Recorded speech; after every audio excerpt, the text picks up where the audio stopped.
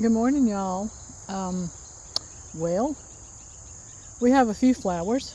This morning I thought I would start right outside the raised bed garden, right out here, outside the fence, and show you the zinnias are beautiful this year. They are loving this weather. They like hot. so, and you can see over there the dahlias are coming alive, starting to bloom and recovering, but we're having a really hot week this week, so we'll see what happens. There's even a daylily right there. See the yellow? The daylily is a second bloom. So I wanted to show you this. That is lemon eucalyptus right there, and there's another one that I grew from seed, and I'm so happy with it. It smells wonderful. There's my little eucalyptus. I can't remember the variety, but they were grown from seed too.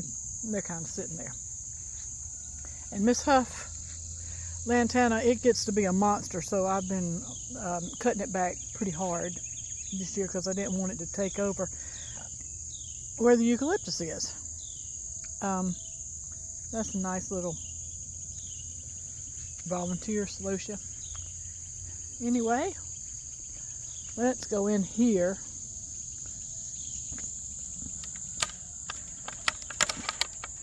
and see what we have.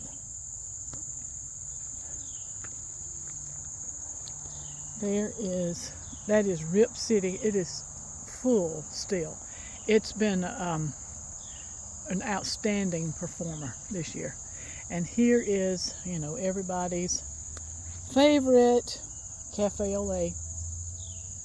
I still love it. You can see the difference of the two on the same plant. I think that it's a lovely, lovely plant. I don't know that it's my favorite, but it's up there. And I'm just happy that I'm able to grow it. I see that bud, that with the curvy stem, that is Harvey Coop. Except it's really Spartacus, I think. And I will pan you this way. I know it's kind of fast, but there's not a lot of flowers. Basil's still doing real good, and figs back there in the background. They're full of green figs. I'm getting one or two every day or so, so that's pretty good. And back here on the arbor, you can see it up there. That's autumn clematis. That ought to be in full bloom this week. It's pretty invasive, so I have to stay at it to pull up the weeds and pull up all the volunteer, because when the seeds, when it happens, they just spread everywhere, and I think every single one comes up. So, it's really, it's wild. And it really is autumn clematis, because it blooms, I guess, the beginning of autumn. There's Humi. It's been blooming for a while now. So let's look this way. See, they're just, the dahlias just are not looking as good this year as years past, and I'm hoping the cooler weather makes a difference. Here's my little herb bed, and this rose I rooted. This is a Loa. It's a really old rose. The first little branch I got came from Brian's grandmother's granny. So it's there. The pepper bed is still full of peppers. All the daylilies have gone to bed for the year, except the one up in the front blooming.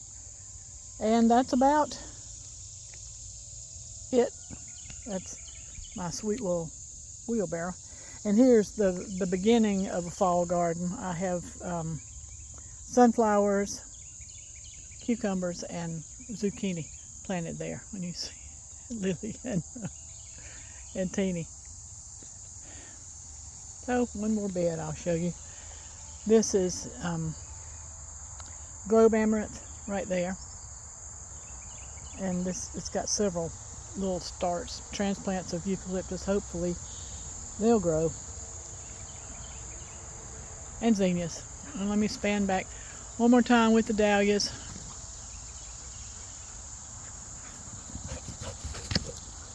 And really right now, well, let's walk over here. I didn't, sorry. Just hang with me. On this side, and this is the sunniest side, the hottest side over here. The breakout right there has got lots of buds. And that's a good one, but the leaves are sort of really yellow. I guess if I fertilize, maybe it will help them to recover. That's a breakout right over there. And then this is Myrtle's Brandy. It's usually red and white, but it's faded because of the sun. And this is a nice one. There's more Myrtle's Brandy there. And we'll go this way. That's a nice crop of weeds with mountain mint in the back and the one little daylily with chrysanthemums growing here, so you know the garden continues in the fall. And here's the zinnias from the other side. And there's home up on the hill. So I hope you're staying cool and having some fun garden times. This is Mona from Winterpast.